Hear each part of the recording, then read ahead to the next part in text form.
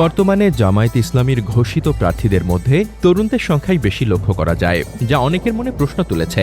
জামায়াত কি আসলে সঠিক সিদ্ধান্ত নিচ্ছে?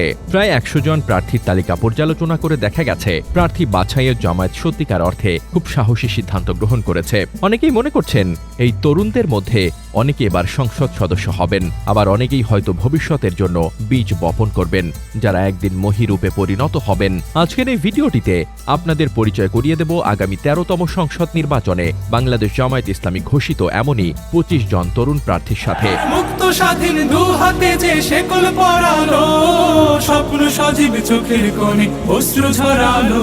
তাদের সংক্ষিপ্ত পরিচয় এবং আগামী নির্বাচনে কে কোন আসনে প্রার্থী হচ্ছেন সে সম্পর্কে আমরা বিস্তারিত জানাবো। তো দর্শক, আর কথা না বাড়িয়ে শুরু করা যাক। তার আগে আপনি যদি আমাদের চ্যানেলে নতুন হয়ে থাকেন তাহলে এরকমই ইন্টারেস্টিং ভিডিও পেতে আমাদের চ্যানেলটি সাবস্ক্রাইব করুন। সেই সাথে পাশে থাকা বেল আইকনটি অন করে দিন, যাতে আমাদের কোনো ভিডিও মিস না হয়ে যায়।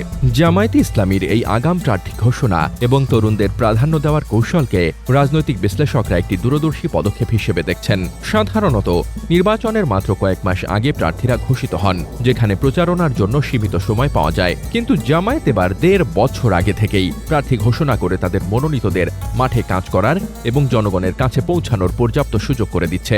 এই কৌশল প্রার্থীদের জন্য স্থানীয় পর্যায়ে নিজেদের পরিচিতি বাড়াতে, গণসংযোগ স্থাপন করতে এবং নির্বাচনী প্রস্তুতিকে আরও সুসংহত করতে সাহায্য করবে। এই ২৫ জন প্রার্থীর নির্বাচন জয় নিশ্চিত নাও হতে পারে, কিন্তু তাদের মাঠে নামানো এবং দীর্ঘ সময় ধরে কাজ করার সুযোগ করে দেওয়া নিঃসন্দেহে জামায়াতের সাংগঠনিক শক্তি এবং ভবিষ্যৎ পরিকল্পনার একটি বড় দিক। তারা হয়তো অনেকেই এবার সংসদ সদস্য হতে পারবেন না, কিন্তু তারা আগামী দিনের জন্য শক্তিশালী জনভিত্তি তৈরি করবেন এবং জামায়াতের রাজনৈতিক প্রভাব বিস্তার করতে সাহায্য করবেন। এই তরুণ প্রার্থীরা একদিন জামায়াতের মূল চালিকা শক্তি হয়ে উঠবেন এবং দলের ভবিষ্যৎ নেতৃত্ব তাদের হাতেই ন্যস্ত হবে। এক নজরে জামায়াতের ২৫ তরুণ এমপি প্রার্থী। চলুন এবার পরিচয় করিয়ে দেওয়া যাক সেই ২৫ জন তরুণ প্রার্থীর সাথে, যাদের জামায়াতে ইসলামী আগামী জাতীয় সংসদ নির্বাচনের জন্য মনোনীত করেছেন। মাসুদ সাইদি আল্লামা দেলোয়ার হোসেন সাইদির তৃতীয় পুত্র এবং পিরোজপুরের ইন্দুরকানী উপজেলার সাবেক চেয়ারম্যান হলেন মাসুদ সাইদি। তিনি আগামী আসন্ন সংসদ নির্বাচনে পিরোজপুর ১ আসনের জামায়াতে ইসলামীর প্রার্থী হিসেবে মনোনীত হয়েছেন। তার পারিবারিক পরিচিতি তাকে এই আসনে একটি বিশেষ সুবিধা দেবে বলে মনে করা হচ্ছে। ডক্টর ফখরুদ্দিন মানিক সাবেক কেন্দ্রীয় সভাপতি বাংলাদেশ ইসলামী ছাত্র শিবির এবং অ্যাসিস্ট্যান্ট সেক্রেটারি ঢাকা মহানগরী উত্তর জামায়াতে ইসলামী। ডক্টর ফখরুদ্দিন মানিক ফেনী ৩ আসন থেকে এবারের নির্বাচনে জামায়াতের মনোনীত প্রার্থী হিসেবে অংশগ্রহণ করবেন। তার ছাত্র শিবিরের কেন্দ্রীয় নেতৃত্ব তাকে তরুণ প্রজন্মের কাছে জনপ্রিয় করে তুলেছে। অ্যাডভোকেট আতিকুর রহমান সাবেক কেন্দ্রীয় সভাপতি বাংলাদেশ ইসলামী ছাত্র শিবির এবং কেন্দ্রীয় সাধারণ সম্পাদক বাংলাদেশ শ্রমিক লীগ ফেডারেশন। এবারের নির্বাচনে ঢাকা ১১ আসনে জামায়াতে ইসলামীর মনোনীত সংসদ সদস্য প্রার্থী হলেন এই আতিকুর রহমান। তার আইনি ও শ্রমিক সংগঠনের অভিজ্ঞতা তাকে এই আসনে সুবিধা দেবে। শেখ মঞ্জুরুল হক রাহাত বাগেরহাট জেলা ছাত্র শিবিরের সাবেক সেক্রেটারি হলেন। মঞ্জুরুল হক রাহাত আগামী সংসদ নির্বাচনে শেখ মঞ্জুরুল হক রাহাত বাগেরহাট ২ আসনে জামায়াতের মনোনীত প্রার্থী হিসেবে নির্বাচনে অংশগ্রহণ করবেন। স্থানীয় পর্যায়ে তার পরিচিতি ও সাংগঠনিক দক্ষতা কাজে লাগবে। মতিউর রহমান দিনাজপুর শহর ছাত্র শিবিরের সাবেক সভাপতি হলেন মতিউর রহমান। আগামী জাতীয় সংসদ নির্বাচনে দিনাজপুর ১ আসন থেকে জামায়াতে ইসলামীর মনোনীত প্রার্থী এই মতিউর রহমান। উত্তরবঙ্গের এই গুরুত্বপূর্ণ আসনে তার ছাত্র নেতৃত্বের অভিজ্ঞতা সহায়ক হবে। মোহাম্মদ সেলিম উদ্দিন বাংলাদেশ ইসলামী ছাত্র শিবিরের সাবেক কেন্দ্রীয় সভাপতি এবং ঢাকা মহানগরীর উত্তরের জামায়াতের আমির হলেন মোহাম্মদ সেলিম উদ্দিন। মোহাম্মদ সেলিম উদ্দিন এবারের জাতীয় সংসদ নির্বাচনে সিলেট ৬ আসনে জামায়াতের মনোনীত প্রার্থী। সিলেটের এই গুরুত্বপূর্ণ আসনে তার কেন্দ্রীয় নেতৃত্ব তাকে একটি শক্ত অবস্থানে রাখবে। ব্যারিস্টার মাহবুব সালিহি রাজশাহী বিশ্ববিদ্যালয়ের শাখার ছাত্র শিবিরের সাবেক সভাপতি এবং ছাত্র শিবিরের সাবেক কেন্দ্রীয় অফিস সম্পাদক হলেন ব্যারিস্টার মাহবুব সালিহি। ব্যারিস্টার মাহবুব সালিহিকে আগামী সংসদ নির্বাচনে কুড়িগ্রাম ৩ আসনে জামায়াতে ইসলামীর প্রার্থী মনোনীত করা হয়েছে। কুড়িগ্রামের মতো প্রান্তিক অঞ্চলে তার আইনি শিক্ষা ও ছাত্র নেতৃত্বের অভিজ্ঞতা প্রভাব ফেলবে। দেলোয়ার হোসেন বাংলাদেশ ইসলামী ছাত্র শিবিরের সাবেক কেন্দ্রীয় সভাপতি এবং ঢাকা মহানগর দক্ষিণ জামায়াতে ইসলামীর অ্যাসিস্ট্যান্ট সেক্রেটারি হলেন দেলোয়ার হোসেন। দেলোয়ার হোসেনকে আগামী জাতীয় সংসদ নির্বাচনে ঠাকুরগাঁও ১ আসন থেকে জামায়াতে ইসলামীর প্রার্থী হিসেবে মনোনীত করা হয়েছে। উত্তরবঙ্গের এই আসনে তার সাংগঠনিক দক্ষতা গুরুত্বপূর্ণ হবে। মোহাম্মদ ইয়াসিন আরাফাত বাংলাদেশ ইসলামী ছাত্র শিবিরের সাবেক কেন্দ্রীয় সভাপতি হলেন মোহাম্মদ ইয়াসিন আরাফাত। আগামী সংসদ নির্বাচনে মোহাম্মদ ইয়াসিন আরাফাত কুমিল্লা 10 আসনে জামায়াত ইসলামীর প্রার্থী হিসেবে মনোনীত হয়েছেন। কুমিল্লার মতো একটি ঘনবসতিপূর্ণ আসনে তার পরিচিতি তাকে সাহায্য করবে। হাফেজ রাশিদুল ইসলাম বাংলাদেশ ইসলামী ছাত্র শিবিরের সাবেক কেন্দ্রীয় সভাপতি হলেন হাফেজ রাশিদুল ইসলাম। আগামী সংসদ নির্বাচনে রাশিদুল ইসলামকে শেরপুর 1 আসনে জামায়াতে ইসলামীর প্রার্থী হিসেবে মনোনীত করা হয়েছে। তার ধর্মীয় পরিচিতি ও ছাত্র নেতৃত্বের অভিজ্ঞতা এই আসনে কাজে লাগবে।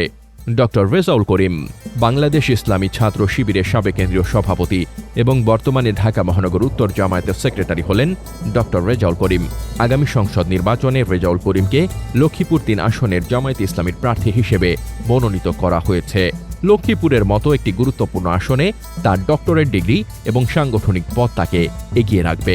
মোহাম্মদ গোলাম কিবরিয়া সাবেক সভাপতি মোমিন শাহী মহানগর ছাত্র শিবির এবং বাংলাদেশ ইসলামী ছাত্র শিবিরের সাবেক কেন্দ্রীয় বিতর্ক সম্পাদক হলেন মোহাম্মদ গোলাম কিবরিয়া।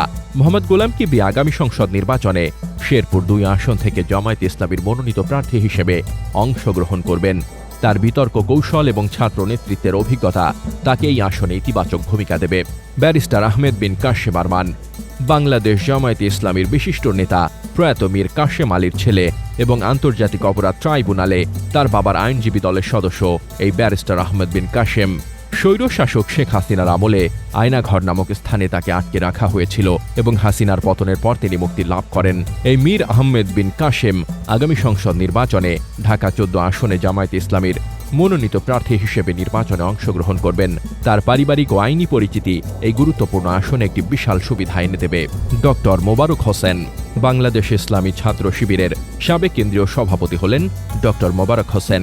আগামী সংসদ নির্বাচনে ডক্টর মোবারক হোসেনকে কুমিল্লা 5 আসনে জামায়াতে ইসলামীর প্রার্থী হিসেবে মনোনীত করা হয়েছে। কুমিল্লায় তার ডক্টরেট ডিগ্রি এবং ছাত্র শিবিরের কেন্দ্রীয় নেতৃত্ব তাকে এই আসনে শক্তিশালী অবস্থানে রাখবে। শামীম সাইদি আল্লামা দেলোয়ার হোসেন সাইদির দ্বিতীয় সন্তান হলেন শামীম সাইদি। শামীম সাইদিকে পিরোজপুর 2 আসনে জামায়াতের প্রার্থী হিসেবে মনোনীত করা হয়েছে। পারিবারিক পরিচিতি এই আসনে তাকে সাহায্য করবে, বিশেষ করে তার পিতার প্রতি অঞ্চলের মানুষের ভালোবাসা কাজে লাগবে। অ্যাডভোকেট সাইফুল রহমান বাংলাদেশ ইসলামী ছাত্র শিবিরের সাবেক কেন্দ্রীয় দপ্তর সম্পাদক হলেন এই সাইফুল রহমান। আগামী জাতীয় সংসদ নির্বাচনে অ্যাডভোকেট সাইফুল রহমানকে চট্টগ্রামে 1 আসনে জামায়াতের প্রার্থী হিসেবে মনোনীত করা হয়েছে। চট্টগ্রামের এই গুরুত্বপূর্ণ আসনে তার আইনি পেশা এবং ছাত্র নেতৃত্বের অভিজ্ঞতা তাকে একটি সুবিধাজনক অবস্থানে রাখবে। অ্যাডভোকেট শিশির মনির বাংলাদেশ ইসলামী ছাত্র শিবিরের সাবেক সেক্রেটারি জেনারেল হলেন অ্যাডভোকেট শিশির মনির। অ্যাডভোকেট শিশির মনির আগামী সংসদ নির্বাচনে সুনামগঞ্জ 2 আসনে জামায়াতের মনোনীত প্রার্থী হিসেবে এবারের নির্বাচনে অংশগ্রহণ করবেন। হাওড় অঞ্চলের এই আসনে তার আইনি মেধা ও ছাত্র নেতৃত্বের অভিজ্ঞতা কাজে লাগবে। আনোয়ারুল ইসলাম রাজু বিশিষ্ট শিল্পপতি ও IBWF এর কেন্দ্রীয় সহ সভাপতি হলেন আনোয়ারুল ইসলাম রাজু। আগামী জাতীয় সংসদ নির্বাচনে আনোয়ারুল ইসলাম রাজু লালমনিরহাট 1 আসনে জামায়াতের প্রার্থী মনোনীত হয়েছেন। শিল্পপতি হিসেবে তার পরিচিতি এবং অর্থনৈতিক সক্ষমতা এই আসনে তাকে একটি বাড়তি সুবিধা দেবে। মোহাম্মদ হারুনুর রশিদ রংপুর মহানগরী ছাত্র শিবিরের সাবেক সভাপতি এবং কেন্দ্রীয় ছাত্র শিবিরের সাবেক স্কুল ও কলেজ সম্পাদক হলেন মোহাম্মদ হারুনুর রশিদ। হারুনুর রশিদকে রংপুর 4 আসনে আগামী নির্বাচনে জামায়াতের প্রার্থী হিসেবে মনোনীত করা হয়েছে।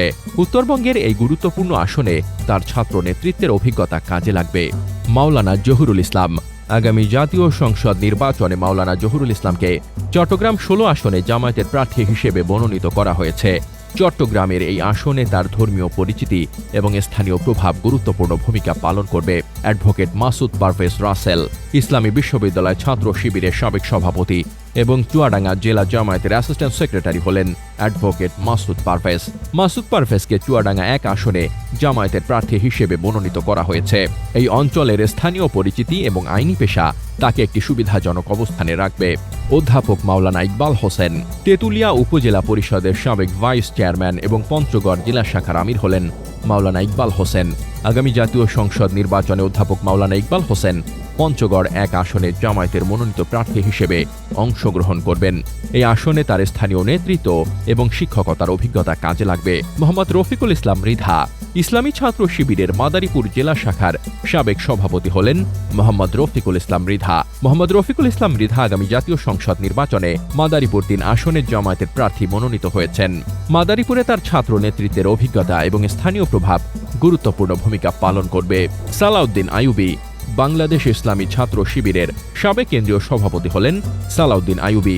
সালাউদ্দিন আইয়ুবী আগামী জাতীয় সংসদ নির্বাচনে গাজীপুর ৪ আসনে জামায়াতের প্রার্থী হিসেবে মনোনীত হয়েছেন। ঢাকার পার্শ্ববর্তী এই শিল্পাঞ্চলে তার ছাত্র নেতৃত্বের অভিজ্ঞতা প্রভাব ফেলবে। ডক্টর শফিকুল ইসলাম মাসুদ গণমানুষের বৃহত্তম সংগঠন বাংলাদেশ জামায়াতে ইসলামের কেন্দ্রীয় শুরা সদস্য এবং কেন্দ্রীয় কর্মপরিষদ সদস্য এবং ঢাকা মহানগর দক্ষিণের সেক্রেটারি হলেন ডক্টর মোহাম্মদ শফিকুল ইসলাম মাসুদ। তাছাড়া তিনি বাংলাদেশ ইসলামী ছাত্র শিবিরের সাবেক কেন্দ্রীয় সভাপতির দায়িত্ব পালন করেছেন। আগামী নির্বাচনে ডক্টর শফিকুল ইসলাম মাসুদকে পটুয়াখালী ২ আসন থেকে জামায়াতের প্রার্থী হিসেবে মনোনীত করা হয়েছে। তার ডক্টরেট ডিগ্রি এবং কেন্দ্রীয় নেতৃত্ব পটুয়াখালীর এই আসনে তাকে একটি শক্তিশালী অবস্থানে রাখবে। জামায়াতে ইসলামীর এই ২৫ জন তরুণ এমপি প্রার্থীর মনোনয়ন বাংলাদেশের রাজনীতিতে একটি নতুন অধ্যায়ের সূচনা করতে পারে। তাদের আগাম ঘোষণা তরুণ নেতৃত্বকে প্রাধান্য দেওয়া, শক্তিশালী সাংগঠনিক ভিত্তি এবং অতীতের দমন পীড়নের কারণে সৃষ্ট জনসহানুভূতি, এই সবকিছু মিলে তাদের জন্য এক বিশেষ সুযোগ তৈরি করেছে। তাদের জয়লাভ অসম্ভব না হলেও এটি নিঃসন্দেহে একটি কঠিন চ্যালেঞ্জ। তারা হয়তো সবাই এবার সংসদ সদস্য হতে পারবেন না, কিন্তু তাদের এই প্রচেষ্টা জামায়াতের ভবিষ্যৎ রাজনৈতিক প্রভাব বিস্তারে গুরুত্বপূর্ণ ভূমিকা পালন করবে।